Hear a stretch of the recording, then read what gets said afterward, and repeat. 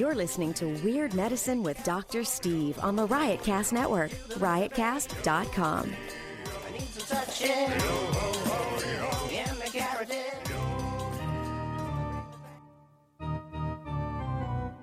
I've got diphtheria crushing my esophagus. I've got Ebola virus dripping from my nose. I've got the leprosy of the heart valve, exacerbating my incredible woes. I want to take my brain out and blast it with the wave, an ultrasonic, echographic, and a pulsating shave. I want a magic pill for all my ailments, the health equivalent of Citizen Kane. And if I don't get it now in a tablet, I think I'm doomed and I'll have to go insane. I want a requiem for my disease, so I'm paging Dr. Steve. Dr. Steve. It's Weird Medicine, the first and still only uncensored medical show in the history of broadcast radio. No, a podcast. I'm Dr. Steve, and this is a show for people who would never listen to a medical show on the radio or the internet. If you have a question you're embarrassed to take to your regular medical provider, if you can't find an answer anywhere else, give us a call at 347-766-4323. That's 347-POOHEAD. Check out my Twitter at Weird Medicine. Visit our website at drsteve.com for podcast medical news and stuff you can buy, or go to our new merchandise store, cafepress.com/weirdmedicine. Most importantly, we are not your medical providers. Take everything you hear with a grain of salt. Don't act on anything you hear on this show without talking it over with your doctor, nurse practitioner, physician assistant, pharmacist, chiropractor, acupuncturist, yoga master, physical therapist, clinical laboratory scientist, registered dietitian, or whatever. All right, very good. So here we are. I'm recording this on Wednesday, March 11th, because I am supposed to be on vacation. No clue if I actually got to go or not. No clue if once I got there, I didn't get stuck there because of, SARS-CoV-2, the virus that causes COVID-19, a.k.a. coronavirus, which is, it seems like, really all we've been talking about for quite some time on this show, and it's probably going to be for a little while longer. So a lot has probably happened, so I'm not even going to try to do SARS-CoV-2 news today. I'm just going to answer questions and screw around, basically, because I don't want to give you any news that's completely out of date, to be honest with you. I do want to get the plugs in, though. Check out feels.com/fluid. feels.com/fluid. And for broad-spectrum CBD, you get 50% off your first order if you order a subscription. And you can order a subscription, cancel at any time. I have mine coming every month. I love it. Stuff.drsteve.com for all your Amazon needs. Tweakedaudio.com. Offer code FLUID for the best earbuds for the price and the best customer service anywhere. And if you want to maintain your ideal body weight or attain your ideal body weight for the first time since college like me, go to Noom, noom.drsteve.com. And it's a psychology app. You get 2 free weeks and 20% off if you decide to try it. And it's only a 3-week program, no points. It's not a diet. I really like it. It's not for everybody in the sense that it is just a little bit, a lot of positivity. If that can, I guess some people would be annoyed by that. Normally I would be. I wasn't in this because I thought they were helping me. So you get a group counselor, you get an individual counselor. It's really a great thing. So check out Noom at noom.drsteve.com. And check out Dr. Scott's herbal website at simplyherbals.net. And it's not going to be up much longer, so better check it out while you can. Okie doke. Let's just answer some questions. How about that? Let's see here. Well, it would help if I pushed the right button. Number one thing, don't take advice from some asshole on the radio. There you go. Very good. Thank you. Thank you, Ronnie B. No, nothing. I had a question about blood sugar levels. Okay. And my husband unfortunately passed away a month ago. Oh, I'm sorry. When he had undiagnosed diabetes, and I'm wanting to know if had I gotten him to the hospital a few hours sooner had we had a better result. So my question is about blood sugar levels and slipping into a cardiac arrest. Oh, I'm sorry. So, no. Thank you. I don't want you blaming yourself in any way. And there's no blame to be assigned in a situation like this. The problem with diabetes is it goes undiagnosed often unless you get screened for it. So getting your physical done every year, getting your blood sugar done, or your hemoglobin A1C. Your hemoglobin A1C is a test of how much blood sugar is glomming onto the hemoglobin in your blood. And that gives you an idea of 3-month average blood sugar. So we used to say anything under 8 was good, and then they ratcheted down to 6.7. Now it's in the 5s is considered normal. So getting your physical done every year, get your prostate check if you're over 50, colonoscopy, get your blood pressure, cholesterol, and your blood sugar done. And usually they can catch this stuff.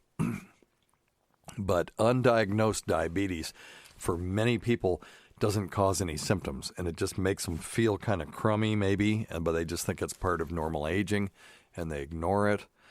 It's not everybody pees like a racehorse. Even if they do, sometimes they don't realize that that's a problem. They just think they've got a problem with their prostate.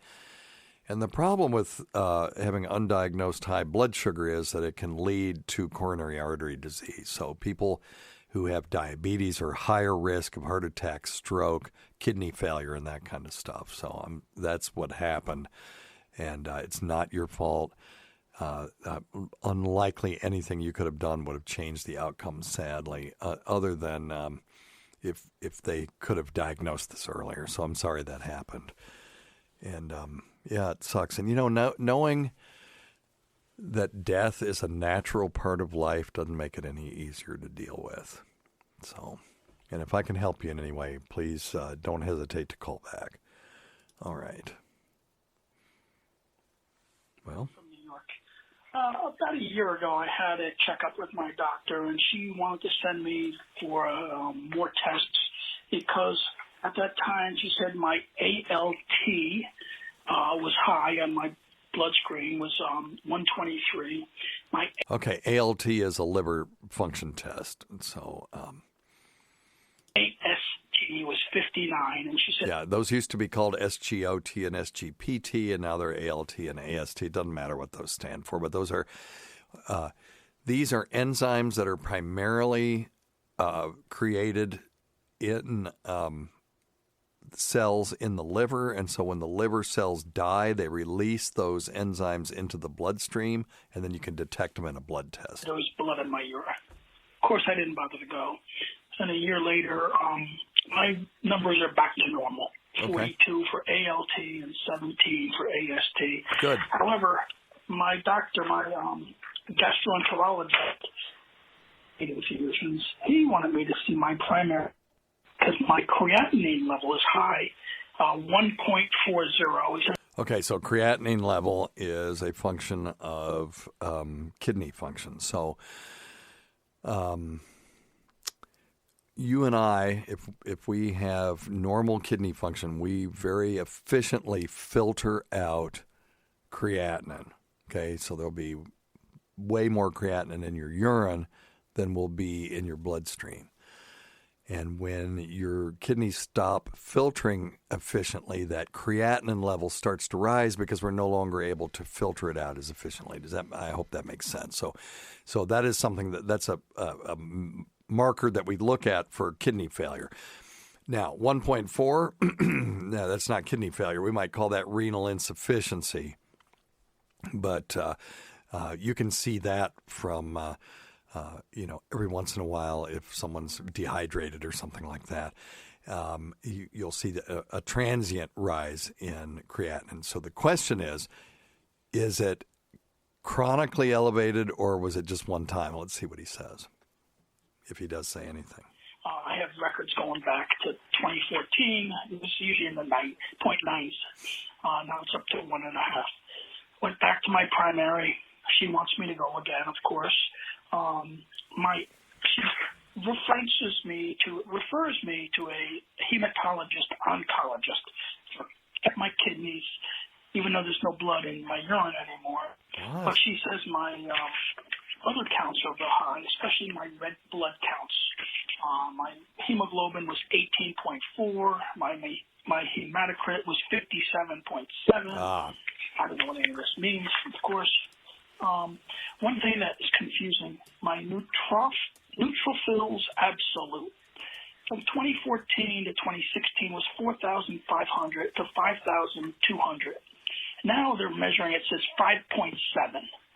I don't know if they're... That's 5.7 thousand. Measuring in a different way, or they something really strange has happened with that. Any information you can give me would be of great help. I appreciate it. I listen to your podcast every week. Okay, good. So you'll hear this. So, the 5.7, that's going to be 5.7 thousand. So that's still in the same range. So I want to hear that hemoglobin and hematocrit again. Let me run that back. Especially my red blood counts. My hemoglobin was 18.4. My hematocrit was 57.7. Yeah, okay. So hematocrit is that's basically the percentage of blood volume that is red blood cells. That's kind of a way to think of it. So if you spin down blood into a very narrow tube and you put it in a centrifuge and the red blood cells go to the bottom, then you can measure, the top from the very bottom to the top of the clear fluid, because there will be down at the bottom there will be debris and red blood cells. At the top will be clear fluid. You measure the whole distance, that'd be your 100%. And then let's say that the red blood cells go up half the way, then that would be 50%. That would be a hematocrit of 50, okay? And then the hemoglobin is another measure of red blood cells. And both of these are elevated in him. Not crazy elevated, but they're elevated. So, and he's had this issue with these transient liver enzymes, plus he's got a little bit of renal insufficiency. So at first when they said that they were sending him to a hematologist, I couldn't figure out why, but now I understand why. They're looking to work him up for what's called a polycythemia, or an overabundance of red blood cells. This can be caused by smoking. He didn't say whether he smokes or not. Carbon monoxide exposure. But it can also come from the bone marrow itself. So a hematologist would be the right person to work that out. And give us a call and let us know what they say, because I don't want to make any, any bench or sidecar diagnoses at this point. But I can tell you that's why they're sending you to that place and what they're going to be looking for. So, and that creatinine's not crazy high. But when you have an unexpected abnormal lab test, the first thing you do is repeat it. It may do a thing called regression to the mean. In other words, the next time they do it might be 1.2, and then 1.1, it's working its way back down to normal. On the other hand, it may be 2, and then 2.5 and 3, and now you know you've got a problem. But one slightly elevated creatinine doth not renal failure make. But that, combined with the transient liver enzymes and the elevated red blood cells, that would warrant further investigations. Really, all that is. Could be something completely benign. Okay, no. All right. Let's see. Let's do this one. Some professional advice, except for fuck P.A. John. I guess I'd rely on Dr. Steve here. Anyway. That's right. Okay, by the way, ladies and gentlemen, this is a phone call by Stacy Deloach, lest I not recognize him when he calls in. Okay. Well, listeners from 3 weeks ago will know what I'm talking about. All right. Take it away, Stacy. Got 2 bone spurs, one at the bottom of my heel and one coming out of the back, pointing up in my heel, according to the x-ray. Is there any way of curing that without surgery, either through physical therapy or diet or any other way of doing that? Yeah, it's a great question. So he has bone spurs. And most people think the spur is what causes the problem, because the spur is actually, it's a pointy piece of bone. And surely to goodness, that's what's causing the pain. And actually, the spur itself is more likely to be a symptom of the tension that's being placed on that bone by the ligaments and tendons around it rather than the cause. So when you have it on the bottom of your foot and it's going forward, that's usually caused by a thing called plantar fasciitis. So you have this sort of inverse suspension bridge under your foot, and every time you step on it, you expand it. And that it just constantly is pulling on that heel bone, and you can get pain there, and it's actually pain in the ligamentous structure that's supporting the foot, in sort of the arch of the foot. And there are lots of things that you can do for plantar fasciitis. The one that they really don't do much of at all is surgery for it, even though when you do an x-ray, you may see one of those bone spurs, and that's just because bone will grow in the direction of stress. And that's a really smart design. If you walk in a certain way and you put stress on your hip, and it say that it's abnormal, that if that hip will actually remodel and the lines inside the supporting scaffolding will realign itself very slowly, albeit, but they'll do it to reflect where they're feeling the stress. So we think of bone as being like rock, but it's not. It's living tissue. It's just moving really slowly if it moves at all. And so when you just keep tugging on it, you can actually extrude out bone cells that will then form bone and make a spur.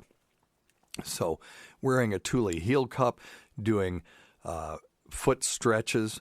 You can go to places like Fleet Feet if you have one of those in your area, and they have a sock that that has Velcro on the front and a strap that you can strap to the front of your shin to stretch out your foot for plantar fasciitis or heel spurs.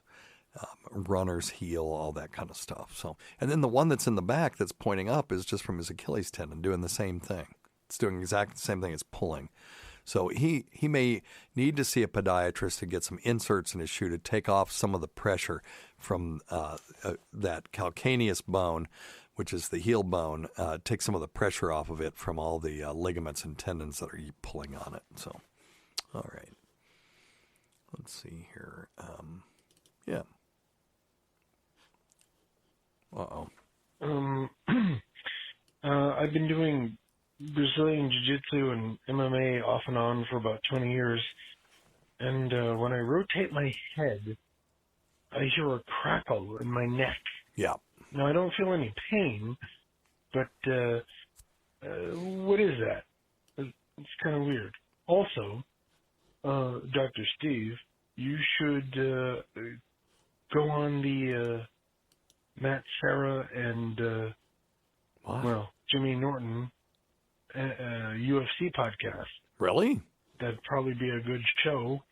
And can you revive the Chippa? No. Just asking. I can't. Why would I revive the Chippa? No, I don't have a whole lot to say on you. I was on Hammer Fisting podcast with Luis Gomez a couple of times. Then he quit asking me on. I think I was just boring and stupid and didn't know enough about sports medicine to really say anything. And that was of any interest whatsoever. But I love MMA. I love to watch it. Just don't know anything about it. So neck cracking is very common. I can crack my neck right now. I don't think you can hear it. Let me see if you can hear it. Well, I doubt you can hear that, but I can hear it. It's very loud in my head. That's just caused by the tissues of the neck rubbing against each other. You know, what I want you to do, if you ever have a chance, is to look at a model of the human spine. It's an incredible feat of engineering. these little pedicles and these other little outcroppings, lay on top of them, and each one lays on top of the other one. And they're not placed there like blocks. They grow like that. It's really neat. And it's very clever, and it's pretty flexible within limits. And but these tissues kind of start grinding against each other, and it doesn't necessarily mean that anything really bad is going on. You may have a little bit of degenerative joint disease, but if it doesn't cause pain, it really is probably not a problem. So now people will endure trauma and then get osteoarthritis from it years later. I've seen lots of people with bad knees, men particularly, and I'll say, did you play football? And I would say about 88% of them were football players. And it seems like 10, 15 years later now they've got arthritis in their knees. So you will see that from time to time. But, I wouldn't worry too much about that. Now, if you have any associated symptoms when it cracks, numbness in your fingers, numbness running down your arm, electricity shooting down your arm, then you got to get checked because that's a sign of a pinched nerve. All right. Today's episode is brought to you by Angie. Angie has made it easier than ever to connect with skilled professionals to get all your jobs and projects done well. Let me tell you, there's the version of it where you try to do something at home, and then there's a version of it where you have someone help you, you watch them do it the right way, and you go, thank God I didn't try to do that myself. I have fully done things around the home that I think look good, and then a bang in the night, and I wake up to a shelf collapsing, a painting falling off the wall.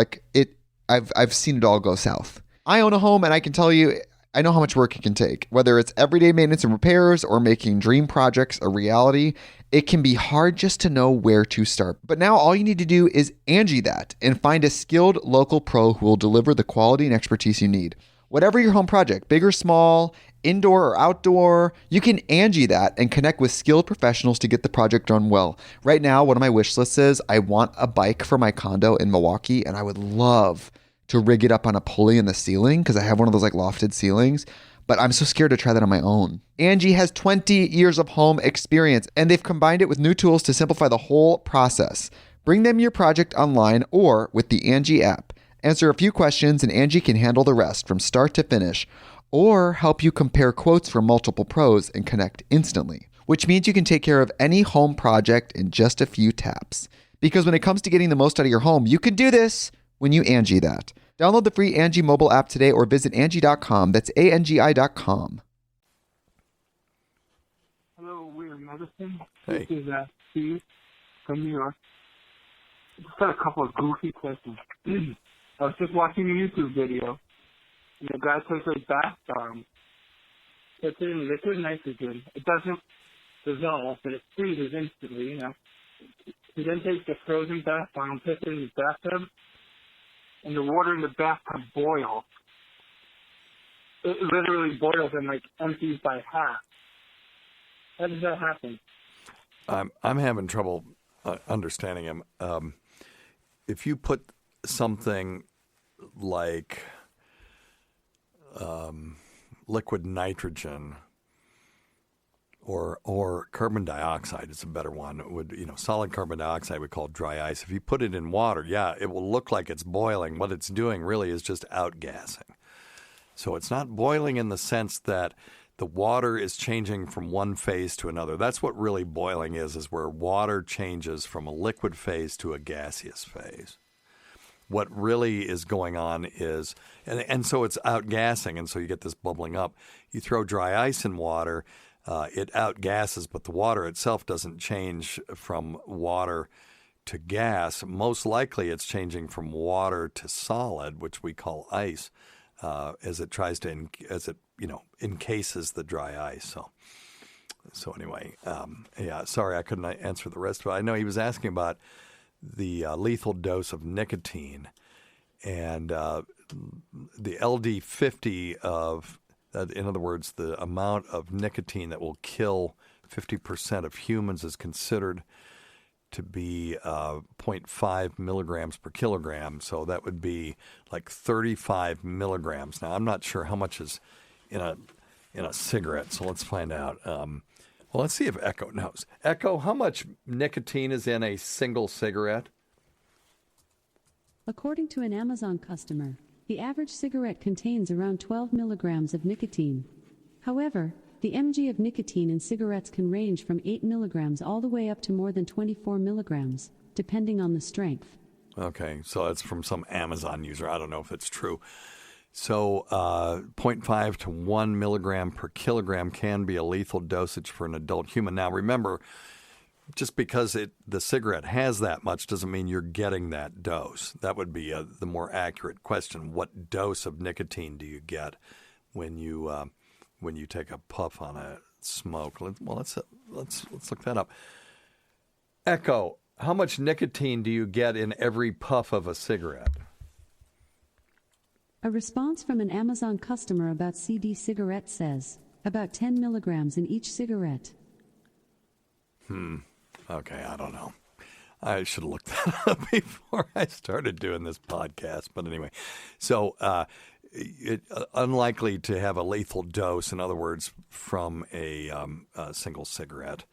And but I'm going to look that. Well, here's nicotine poisoning. Let's just look and see what our old buddy Wikipedia, which I know is not a great medical source, but is not bad actually for things like this, because there are a lot of people out there that fact check this stuff.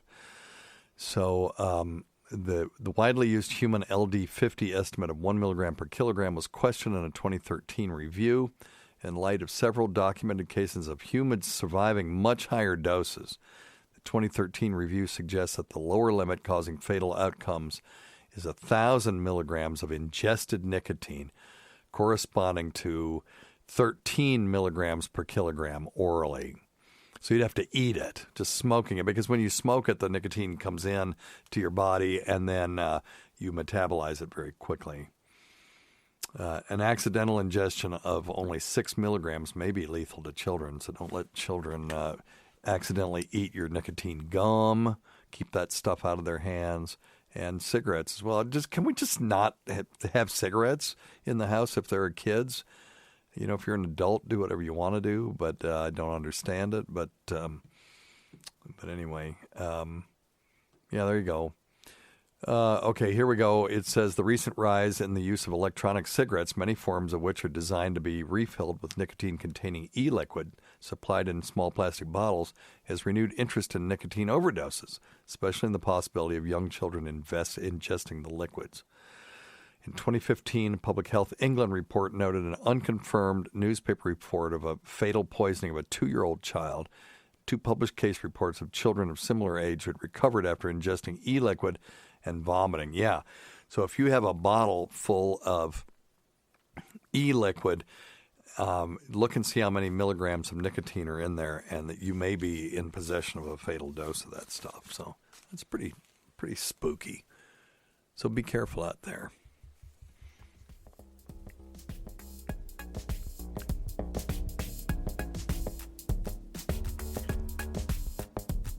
You know what? Forget about having a perfect beach body. The truth is, carrying too much weight increases your risk of high blood pressure, heart attack, sleep apnea, joint pain, and increased resistance to insulin, which can lead to diabetes. The good news is lowering your weight even 5 to 10% can decrease your health risks. You know, there's a new company called Withings. These people are amazing. They have more than 10 years experience making connected devices to help anyone take control of their health. Now look, I have one of their scales, and you know I don't endorse products that I don't use myself on this show. And this Withings scale is unbelievable. The first thing is it's not Bluetooth scale.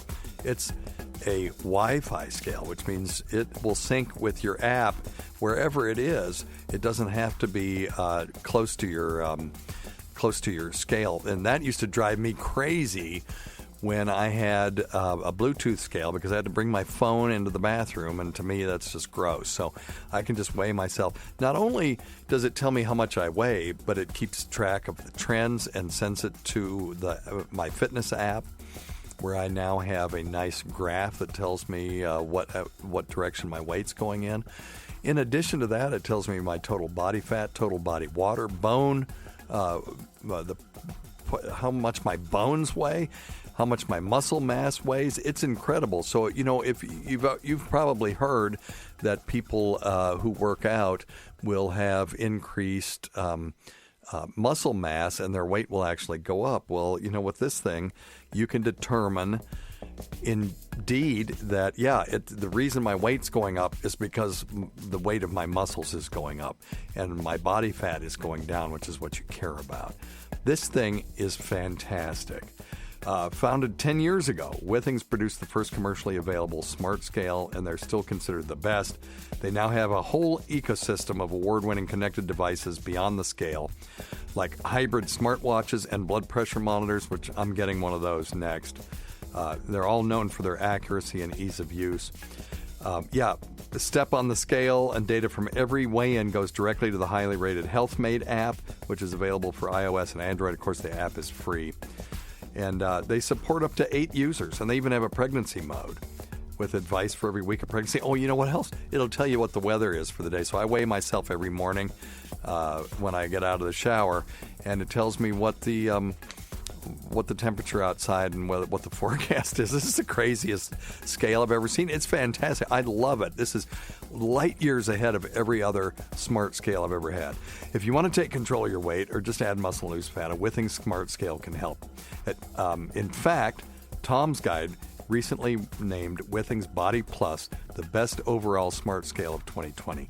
Get 25% off the Body Plus Body Composition Wi-Fi Smart Scale at withings.com/Steve. That's withings.com/Steve. You will not regret this. It is fantastic. Thank you, Withings.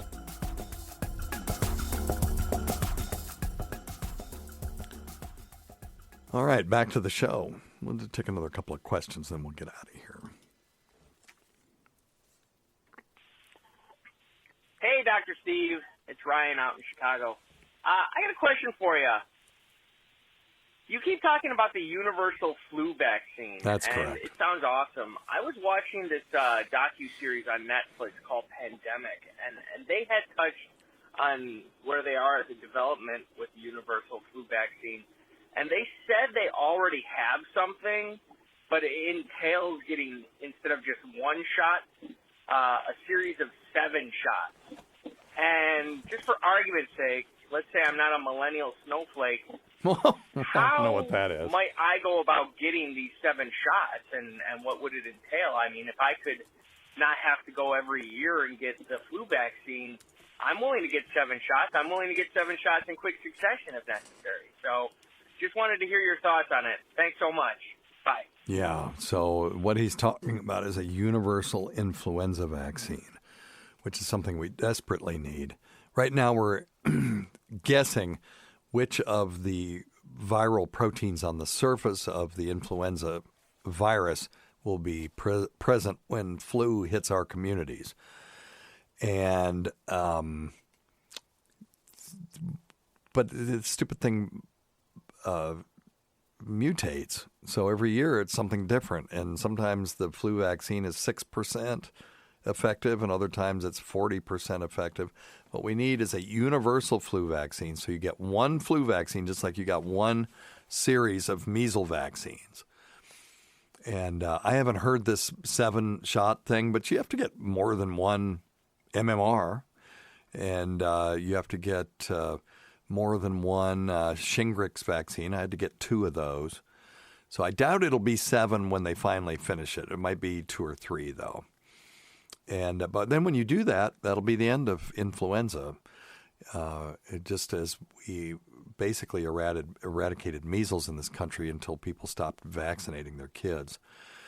And now measles is making a comeback. But back, 10, 15 years ago, there was not a single native case of community-acquired measles in this country. They were all the people that got measles that year all got it from or brought it here from other places. So now we're seeing it come back again. Hopefully people will get some sense and start vaccinating their kids again. But anyway, we need a universal influenza vaccine, mainly because we don't want the influenza pandemic of 1918 to ever happen again. Now, that's unlikely to happen. Dr. Scott and I talked about this last show. that an influenza pandemic that kills 1% of the world's population, unless it's completely resistant or really rapidly fatal, is unlikely to happen, because now we have ventilators and we have Tamiflu and Xofluza and Relenza, and we'll have other medications and hopefully a universal vaccine, and we have vaccines in general right now. So, I'm hoping for the future that we can have a influenza-free future, because this stupid virus, enough's enough with this effing virus. 30,000 people in this country dead this year so far from influenza, enough. So your days are numbered, influenza. We're coming for you. All right. Piece of crap virus. Hey, Dr. Steve. My name's Ryan. I've recently quit smoking. Congratulations. It's been 30-plus days. Excellent. And then I've been using the Nicotrol inhaler. Went through a breakup right before I started Oh, here we go. quit smoking program, and we were working stuff out, and emotions went crazy 2 different times right in a row. Yep. Once when I quit smoking completely, and then the next time when I quit the Nicotrol. Is that normal to have just emotional blow up? Yes. Out of nowhere. Thanks, boss. Appreciate you Yeah, help pushing me to quit smoking. Oh, thank you for quitting. And yes, part of the withdrawal from nicotine is a little bit of emotional lability. And the other thing is that the brain also might at that time say, dude, you'd feel better if you just smoked a cigarette. Don't fall for that. That's the lizard part of your brain trying to get you to smoke again. So don't do it. Resist. Go beat off. Go eat something. Drink something. Just don't smoke. Because you're vulnerable right now. I used to go 6 weeks, and then my wife would piss me off, and I'd go, well, by God, I'll show her I'm going to smoke. And I'd go smoke. Well, I didn't show her anything. I was just showing myself what a dumbass I was. So eventually it stuck. And mostly I did it just to show her. Because she still smokes. So the hell with her. But you're going to be vulnerable at 6 weeks. And 6 months, at 6 months, you're going to say, oh, I got this thing licked. I could just have one. You can't. You can't have one. If it breaks your heart to not smoke, that you can say, look, if I ever have a terminal illness in the future, then I'll start smoking again. And that's totally fine to do that, because that's what I did. That helped me. Say, it's not goodbye, it's so long. When I get a terminal illness, I'll pick you back up again, because at that point, who cares?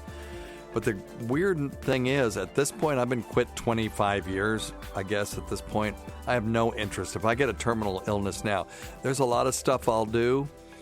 And visiting the bunny ranch is one of them, but smoking is not one of them. I won't be doing that, so there you go. And visiting the bunny ranch is a euphemism for you figure it out. Anyway, all right.